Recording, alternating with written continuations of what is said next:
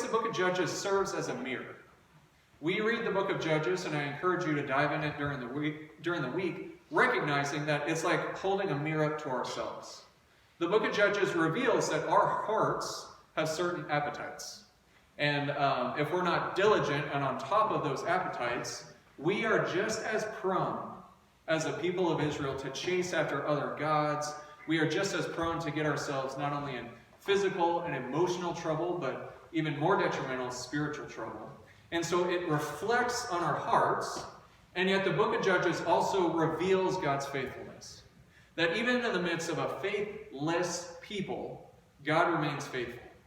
That even while his people stray, God not only rescues them, but God does this internal work in their hearts and in our hearts that help us to be diligent about our hearts, that help us to chase after and love and follow God in everything we do. And so that's really the goal of the sermon series. And we've been looking at various judges up to this point. And so Judges 8:33, I'd love if you follow along as I read 8:33 through 9:21. No sooner had Gideon died than the Israelites again prostituted themselves to the Baals. They set up Baal Berith as their god, and did not remember the Lord their God, who had rescued them from the hands of all their enemies on every side. They also failed to show any loyalty to the family of Jerubbaal, that is Gideon, in spite of all the good things he had done for them. Abimelech, son of Jerubbaal, went to his mother's brothers in Shechem, and said to them and to all his mother's clan, "Ask all the citizens of Shechem, which is better for you, to have all 70 of Jerubbaal's sons rule over you, or just one man? Remember, I am your flesh and blood." When the brothers repeated all this to the citizens of Shechem, they were inclined to follow Abimelech, for they said, "He is related to us." They gave 70 shekels of silver from the temple of Baal Berith, and Abimelech used it to hire reckless scoundrels who became his followers. He went to his father's home in Ophrah, and on one stone murdered his 70 brothers, the sons of Jerubbaal. But Jotham, the youngest son of Jerubbaal, escaped by hiding. Then all the citizens of Shechem and Beth Millo gathered beside the great tree at the pillar in Shechem to crown Abimelech king. When Jotham was told this, he climbed up the top of Mount Gerizim and shouted to them, "Listen to me, citizens of Shechem, so that God may listen to you." One day the trees went out to anoint a king for themselves. They said to the olive tree, "Be our king." But the olive tree answered, "Should I give up my oil, by which both gods and humans are honored, to hold sway over the trees?"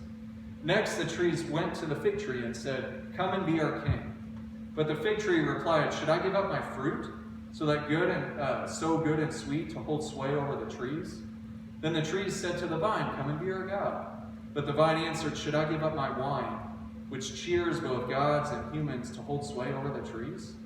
Finally all the trees said to the thorn bush, "Come and be our god."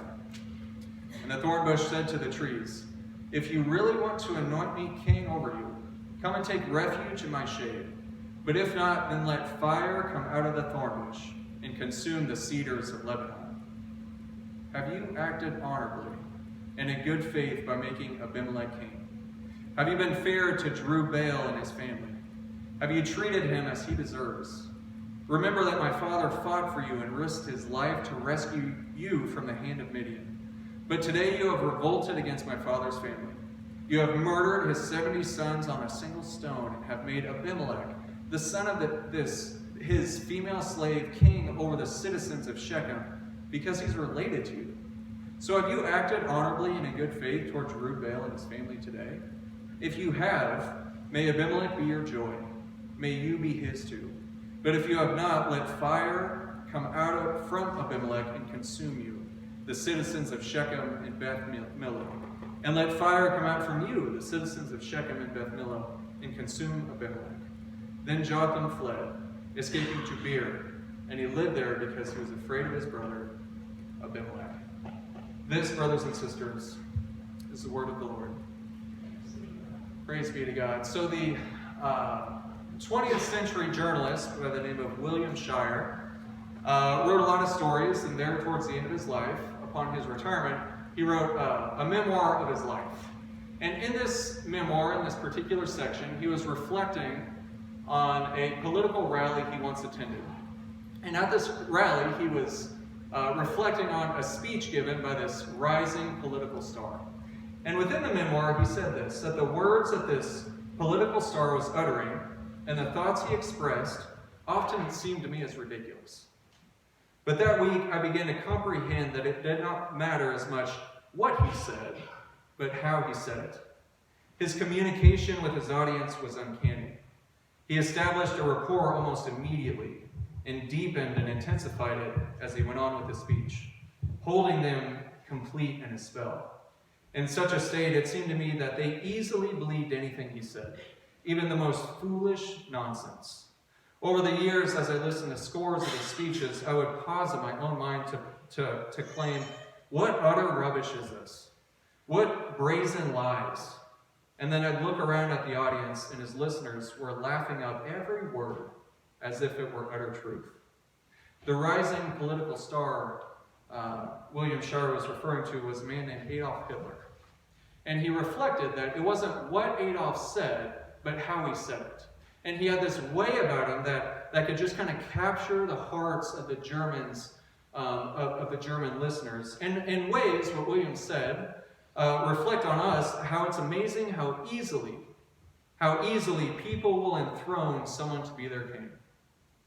That the truth that we as humans, it's a reflection of our hearts, how easily it is for us, even us, to enthrone someone as our king despite the foolishness and disastrous consequences of doing so. And so the main idea I want to put before us this morning by Judges 8:31 through 9:21, the main idea I want to look at is what you enthrone is what you will get.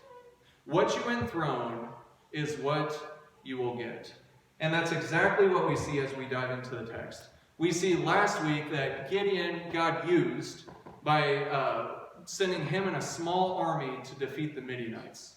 And not only did God bring victory through Gideon, but he brought peace to the land. And so Gideon, for 40 years, we're told that the land had rest. And so the people just kept going up to Gideon and saying, you know, you're great. We like your leadership. Would you be king over us? To which Gideon would always respond, no. The Lord should be your king. The Lord should reign in your midst. But we're told in chapter 8 that even if Gideon said this, his actions didn't necessarily follow it. We're told in chapter 8 that he said he didn't want to be king, but he acted as a king. And the ways he acted as a king is he would receive like this tax from the people. That he eventually made this golden ephod, and he set it up in his hometown where people would come and worship. Other ways he acted as a king is he married a bunch of wives, and he ended up having 70 sons throughout the various wives and concubines that he had. And then we're told at verse 33 that no sooner had Gideon died than the Israelites, once again, prostituted themselves to the Baals. Gideon died, and now the nation of Israel faces a problem. It faces a problem. The first problem they face is we're told in chapter 8, chapter 9, that immediately they started to worship the Baals. The Baals were the gods of the Canaanites. But then the text specifically says they worship Baal Berith. Now, what they were doing is they were following what we call religious syncretism. Baal Berith, Baal is the god of the people. Berith literally means covenant. So what they're doing is they were taking the Lord's covenant, mixing it with the gods of the countryside, and they were kind of cherry picking from these different religions to kind of make their own morphed religion. They were picking and choosing what they want out of the different religious organizations to kind of settle of what they want out of religion. And that was the first danger, is the religious syncretism of the people of Israel. But the second problem we have is Gideon was no longer their leader. And it's clear that God was no longer their leader. And when you lack strong leadership, it becomes a vacuum for those who want control. It becomes a vacuum for those who just love authority. So we're told that Abimelech sees this opportunity. And he goes to Shechem because he's going to try and get the people of Shechem to make him king. And this is the very first time in the book of Judges that we have a leader who's not called by God. That we have a leader who's not empowered by the Spirit. That we have a leader who's not raised up by the Lord, but rather he's a leader trying to seize the reins of leadership for himself. And so what he does, he's very opportunistic and he's smart. So he goes to Shechem, which is his mother's homeland, and he goes to his mother's brothers, his uncles, and he goes to the rest of his family, his clan, and he kind of makes his pitch. And then once his family and clan are bought into the pitch, he says, now I want you to go to the rest of the village of Shechem, and I want you to win them over so that I can be made king and I can rule over all of Shechem. And the pitch essentially goes like this. It says, listen, Gideon's dead. Would it be better for 70 people to reign over you or just one? Y'all know how politics works, or you just have one person making the decisions. He says, wouldn't that be terrible to have 70 different people making all these decisions and the time spent to make all this? Or you just have one. And then he says, nudge, nudge, wink, wink. Remember, I'm family. I'm your own flesh and blood. Wouldn't it be nice if your own flesh and blood were in leadership? And we're told in verse 3 that they loved the idea. That his uncles, his clan were privy to the idea, and they began to sell the people of Shechem with this idea because at the end of the day, it would be kind of nice for your own flesh and blood to be calling the shots. And yet, as soon as they commit to making Abimelech king, he immediately reveals the type of person he is and the type of king they're going to get. We're told, as any politicians need money in order to further their campaign. And so Abimelech goes to the temple of Baal-Berith, the pagan temple, and he extracts these 70 shekels. And we're told immediately in verse 4 that he takes the shekels and he kind of wins over 70, we're told, reckless scoundrels. And they're going to be his posse, his mafia, his hitman. And these reckless scoundrels, literally it means they were worthless and reckless. They were worthless in a sense that they lacked any ethical direction. And yet, they were reckless in that there is this unrestrained violence about them. So Abimelech kind of knows what he's doing, and he goes and gets these guys who have no moral compass, who really have no boundaries in how far they're willing to go for who's paying them the mighty dollar. And he gets them, and we're told that he goes to Gideon's hometown, and he gathers all 70 of his brothers. And then we're told that in this kind of brutal and ruthless fashion, he begins executing each and every brother one by one. It wasn't a war that Abimelech was doing, it was a coup. That he was obliterating his men, and then immediately, you would think the people of Shechem would kind of take a step back and be like, listen, his campaign pitch was, I'm your own flesh and blood. This is how he treats his flesh and blood. And so you would think the flags would begin going up. Like, this is the type of guy he is. But we're told that they do not make that connection. We're told that they simply go forward with their plan. And what they do next is they're going to have this coronation ceremony right outside Shechem at this tree and this pillar. And so they set up the tables, they set up the chairs, they have all the pomp and circumstance. They set up the band and the DJ and all this stuff. They're about to coronate Abimelech as their king. And then all of a sudden they hear this shouting from the mountaintop. Hey! Hey! What's going on is Jotham, who is Abimelech's youngest brother, he's up on the mountain. And he's yelling out and he's trying to stop this ceremony from happening. And you can kind of picture the people are just a little bit confused. Like, hey, we're kind of doing something serious. What's all this business about? And we're told that Jotham begins to tell them this parable. And the parable essentially goes like this. It's a story about this group of trees that all of a sudden decide they need a king. And so they go to their first choice, the olive tree, and they say, olive tree, would you come and be our king? And the olive tree says, you know what? I'm busy making olive oil. Olive oil, it gives glory to God, it anoints men. Like, I kind of have a much more important task to do, so no, I'm not going to be your king. The trees then go to the fig tree, and they're like, fig tree, will you be our king? The fig tree says, you know what? I'm busy making fruit, and the fruit is good and juicy, and people love it, and I just can't stop making fruit in order to be your king. So then they go to the vine. Vine, will you be our king? The vine says, you know what, I make wine, and wine both gladdens the hearts of men and gods, and I just shouldn't stop what I'm doing. I cannot be your king either. And so all these trees, they go down the list, candidate by candidate by candidate, till they get to the lowest on the list, the thorn bush. They come to the thorn bush and they say, thorn bush, would you come and be our king? The thorn bush says, okay, I'll be your king. But one thing, realize that if I'm going to be your king, then you got to come and take refuge under my shade. Red flag number 2. But then he says, if you don't, then fire is going to come out of my thorn bush, and I'm going to consume the cedars of Lebanon. Red flag number 2. Red flag number 1, you have this thorn bush. Thorn bushes only grow up to be like a foot or 2 high. And you have all these trees who are tall and are giving off shade and all these things. The first red flag is he has this unrealistic view of himself. Could you imagine this little thing telling all these tall things, hey, come gather shade underneath me because I'm that important? The second red flag is the historical tendencies.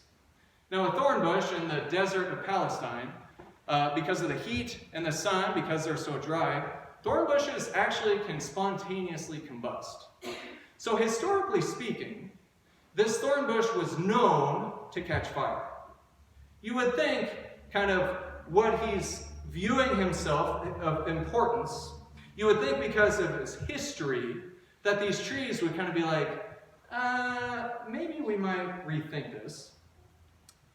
And Jotham says this parable, and the men of Shechem would have known exactly what he was referring to.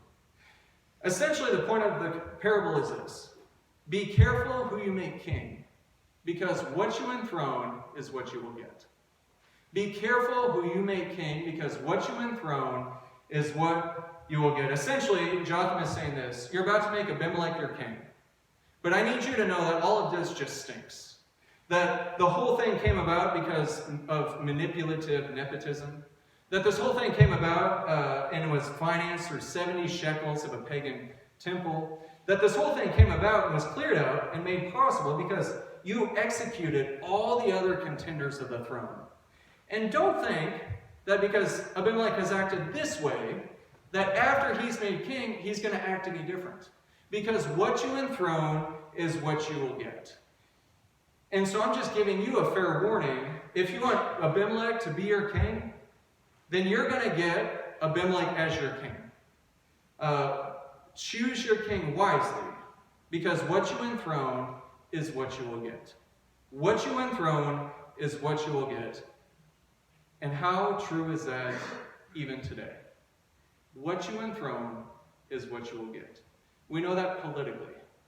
We know that we must be careful, and Jotham's words tell us we should be careful about the president we elect and the congressmen and congresswomen, the local officials that we put in place, because what you enthrone, you will get. And the character traits that they've shown, once they're in office, those character traits are going to come out. And so if you have a candidate who has a history of lying and deceit, if you have a candidate of deception and shady deals, you put them in authority, you're going to get the consequences of being governed by somebody in such an authoritative position. What you enthrone is what you will get politically. But we also know what you enthrone is what you will get organizationally. That how many businesses out there are ran by CEO and managers who do it for their own self-pride. That they see this person and they might have potential, so they put him in this place of authority without looking at their history, without looking at their characteristic and qualifications, and yet that person, in ways, runs that business straight into the ground. And they question, well, how did this happen? Well, they didn't look at the characteristic or the type of person they were putting in authority. We see this all the time, because what you enthrone is what you will get. It happens politically, organizationally. It also happens in the church. A friend of mine pastored a church, and when it came time, we just installed elders and deacons. Happens once a year. And when that time always came, they would not look at the spiritual qualifications of their leadership. Rather, they kind of leaned on the Abimelech style of leaders. It was all about your family and who you know and the type of connections you had and that sort of thing. So when the time came, there's this particular man in this church he just kind of bullied his way around. And so at one point, when time came for the nominations, his friends and his families got together, they nominated him as an elder, elected him as an elder, and the church enthroned him, and that's what they got. In one particular instance, a group of ladies had approached him and said, our sanctuary needs to be beautified. We just want to brighten it up, and we have these really good, cheap ideas to make the sanctuary beautiful. And he just blew up on them. Nobody's going to touch my sanctuary. Nobody. My sanctuary. There's another time that this man and another elder got into a disagreement at an elder meeting. And the man's solution was that they take it outside of the parking lot and settle it over a fist fight. There's multiple instances where there would be this debate amongst the elders. And this elder would go around and start to shed rumors and lies about the other leaders to try and undermine their authority. Because what you enthrone is what you will get. Once they made him a leader in the church suffered and paid the price for years and years and years. But by contrast, in my home church, there was a man who was just tall and quiet. His name was Murray. It'd be easy to miss Murray. He just kind of kept to himself. But he was around the church forever. And if you got to talk with Murray and began having a conversation with him, the first thing that everybody said that stuck out about Murray is this dude straight up knew Jesus. This dude just spent time with Jesus, and he reeked of Jesus. That this guy had a very rich and sustained prayer life. That this guy had spent years of his life investing and pouring into and discipling young men to help them grow in their faith. And so the church nominated him and elected him as an elder, and they reaped the benefits. Because he had a way in which he was gentle and kind and godly and measured and could shepherd the church in the way it was meant to be led. What you enthrone is what you will get. What you enthrone is what you will get politically, organizationally, church-wise, and it's especially most true spiritually. What you enthrone is what you will get. Every single day, you and I, brothers and sisters, will have decisions about who or what we will enthrone that day. I don't want you to miss the significance of the location of the text this morning. Jotham was yelling down to the people in Shechem, what you enthrone is what you will get. Pay attention.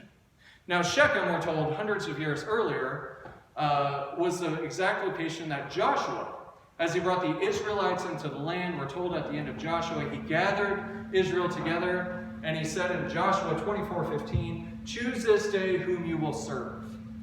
In other words, what you enthrone is what you will get when you enthrone them that day. That every single day we make decisions, whether it's willing or unwilling, what we're really aware of or not aware of, who we will enthrone in our hearts. For some of us, it's our work. For others, it's our spouse or our family.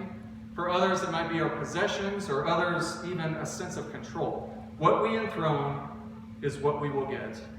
And you can always tell what your heart is enthroning by what is most important to you, kind of what you value above everything else. And they can be good things, they can be bad things, they could be anything, but what is it that you spend most of your time thinking about? What is it the first thing you think of when you wake up in the morning? What is it in your life that when it comes calling, you drop everything else and cater to it? What is it that captures your greatest attentions and affections and adorations on a daily basis? Because whatever it is the king of your heart. That is what your heart is enthroning. And they can even be good things. But that doesn't mean they're supposed to be king of your heart. What you enthrone is what you will get. And when they become kings in our hearts, then we take those things, we enthrone them, and then we start to become subject to them. And so if you enthrone your job as the king of your heart, then you'll eventually end up a slave to your work. If you enthrone your family or your spouse as the king of your heart, you'll eventually be disappointed as they let you down later in life. If you enthrone possessions as the king of your heart, then you'll eventually turn into this hollow person. If you seek control to be the king of your heart, then you're going to end up neurotic and paranoid, because what you enthrone is what you will get. But there is a king who is worthy. There is a king who is worthy to be enthroned in our hearts. And this king is very different than the kingship of Abimelech. Abimelech came to his people, and his people opened their arms to welcome him. Jesus Christ, we're told, came to his people, and his people welcomed him not. Abimelech came, and his kingship was underscored by silver from a corrupted temple. And yet Jesus' kingship was undermined by the silver of a corrupted temple. Abimelech, to those who were opposing him, his answer was to put them to death. But Jesus, the true and rightful king, when he faced opposition, his solution was to die to completely bring a solution. That Jesus is a different kind of king, a true king, a rightful king, a worthy king, and he inaugurated a different kind of kingdom than we've ever experienced before. A kingdom he talked about in his life. A kingdom he sealed in his death. A kingdom he confirmed in his resurrection, and when he went and sat at the right hand of the Father. And when he is enthroned in our hearts, when we enter into his kingdom, then we begin to experience his kingship. When we enter into his kingdom, we experience his kingship that's characterized not by tyranny, but by justice and peace and righteousness. And when he's on the throne, we experience his reign, meaning we begin to be a people who get his peace. That when Jesus is reigning, we get his joy. That when he's reigning, we get his righteousness. We get his hope. We get his power. We get his authority when we put Jesus on his rightful throne. And when we enthrone him, then everything else falls back into place. That those good things, the job, the family, the spouses, the possessions, when Jesus is number one, all those other pieces fit into their proper place. When we give him the authority, then we find rest, trusting that he knows how to run the world better than we do. But, brothers and sisters, and listen, this only happens when you put Jesus on the throne of your heart. What about you this morning? In your life right now, who or what is enthroning your heart? What about tomorrow morning? Monday morning as you get ready for work? Who or what will enthrone your heart? Is it one of the many Abimelechs that are on the offer? Or is it the crucified and risen Christ? Is it the one who is the King of Kings and the Lord of Lords? Is it the true and rightful King? Who rules your heart? Who are you enthroning on your heart? There's no other question as important, as vital, and as critical as this. Because the message of Abimelech's story is the same message of Joshua, is the same message of the book of Judges. Choose your king wisely. For what you enthrone is what you will get. What you enthrone is what you will get. Let's pray. Jesus, we thank you, and we give you the praise and the glory and the honor. Jesus, we worship you, we seek you, not only today, but I pray, God, that you would instill a hunger and a thirst for your presence.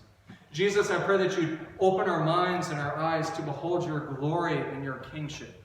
Jesus, I thank you that by your life, you proved yourself faithful. By your death, you proved yourself merciful. And by your resurrection, you proved yourself authoritative and worthy to follow. And Jesus, I thank you that when we properly enthrone you in our hearts, Jesus, that everything else falls into place.